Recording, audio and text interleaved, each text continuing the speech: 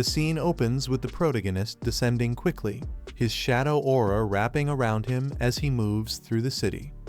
A status window appears, displaying his current team. Shadow has reached level 13, while Wang Meng and the Black Goblin Dolly are both level 10.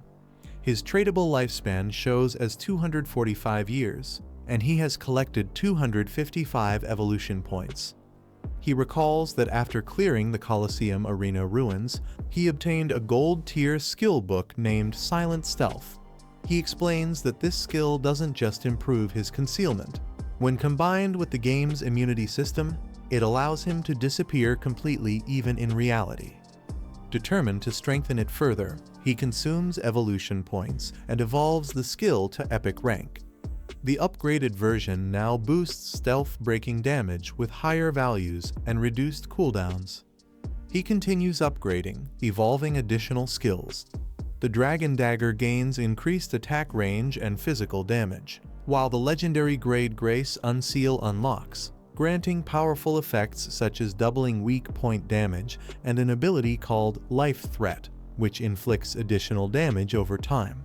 He notes that as expected from a mythic tier skill, it makes even special monsters vulnerable to weak point strikes. Finally, he takes out a necklace, marking it as another valuable item added to his collection. The protagonist activates his gear and skills, combining them to reach level 13 in stealth. He remarks that at this stage, no one can counter his concealment. He also notes the effect of the Veil of Shadow equipment, which boosts his dodge rate to 83%. Riding on his spectral wolf, he suddenly senses something unusual and reacts cautiously. In the distance, he spots a massive silhouette rising above the buildings, its presence radiating danger. The figure is revealed to be the Steel Saintess, a towering boss monster clad in armor and armed with deadly weapons. Shocked, he questions who could possibly be reckless enough to trigger such a terrifying boss. The protagonist recalls his past life, explaining that the Steel Saintess once appeared in the Zhonghe ruins. Over 1,000 players joined that raid, and the total death count exceeded 4,000. He reveals that she is the guardian of the sanctuary known as the Church Sanctum, the second largest sanctuary within the ruins. Though he originally planned to deal with Kyan Shishi before facing this boss, her sudden appearance changes his strategy. He decides to take her down now. Riding his spectral wolf, he dashes forward toward the battlefield. On the ground, the Steel Saintess swings her massive blade. A terrified player shouts that the weapon is sharp and deadly. Her strike cleaves through the players, instantly cutting them down. Screams of agony echo as blood sprays across the scene. The protagonist considers fighting the Steel Saintess, but then senses someone approaching. He quickly realizes that it would be too arrogant to challenge her now. A figure suddenly appears riding a beast Chen Wuming, a hidden class Templar Knight. Shocked, the protagonist recognizes him immediately. He recalls how in his previous life, Chen Wuming was an old rival who fought him for 9 years, with their battles often ending without a clear winner. Back then, the Steel Saintess had been defeated by Chen Wuming's guild, the Knights Sanctum, which dominated the eastern zone of the Zhonghe ruins while the west was ruled by another guild. The Knights Sanctum operated by enslaving recruits through binding contracts, ensuring their safety but at the cost of their lifespan. Many members were reduced to black slaves, serving as disposable fighters for the guild's elite.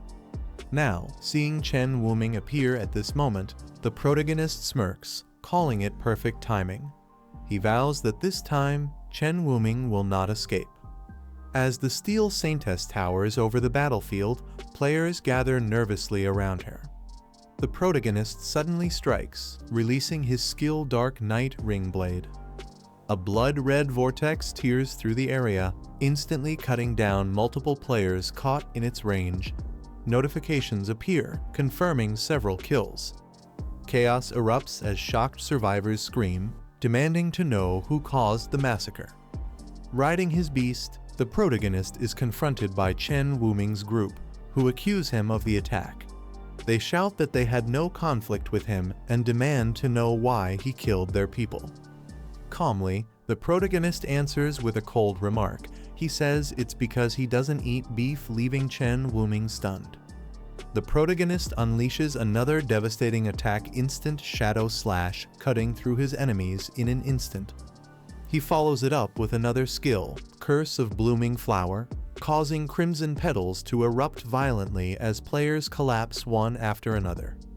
Those struck by the skill fall lifeless, their bodies glowing as they are dragged into a resurrection formation, but the casualties keep rising. Furious, Chen Wuning yells at the protagonist, demanding to know what beef has to do with them. His guild members panic, realizing it must be Shadow's unique skill. Some suggest gathering the team to fight back, while others call it suicidal. In desperation, one player shouts that his tradable lifespan has dropped to 0, sending fear across the group. Others insist on retreating to regain strength elsewhere before it's too late. A girl cries out, asking why Shadow is targeting her. She watches in despair as her remaining lifespan fades away. The system announces that the Curse of Blooming Flower has absorbed 4 days of tradable lifespan and 1 year of non-tradable lifespan from her.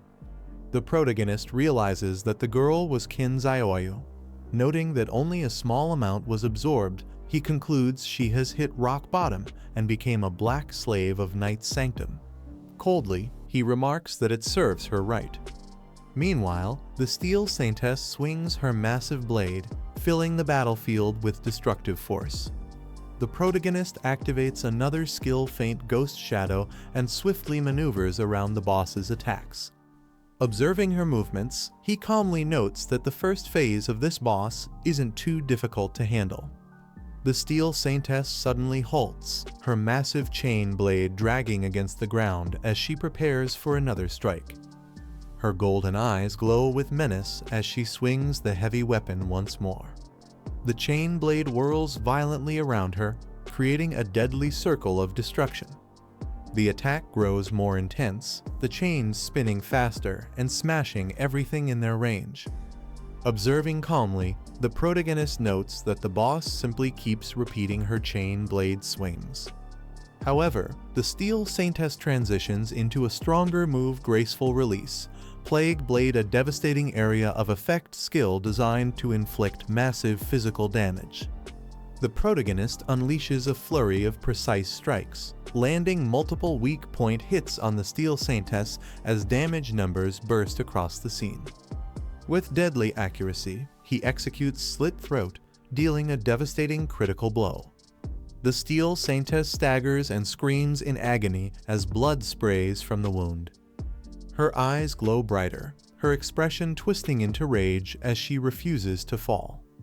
The protagonist notes that the true danger of this boss lies not in the first phase, but in the terrifying power of her second phase. Entering her next form, the Steel Saintess becomes enveloped in dark energy. Chains surge with purple lightning as she activates a deadly ability that reflects all damage back to the attacker. A rumor spreads among players about the demon's stomach, said to conceal a hidden portal. Anyone swallowed by it is supposedly teleported somewhere unknown, with whispers claiming the destination is the bottom of a volcano.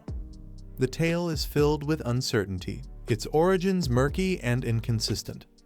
In the protagonist's past life, no one had ever confirmed this rumor to be true. Even after countless raids and deaths, the mystery remained unresolved. Skeptical, he concludes that some fool must have mixed up lore from a completely different game. This is the end of the video. If you guys want to see the next part, then don't forget to subscribe and like the video.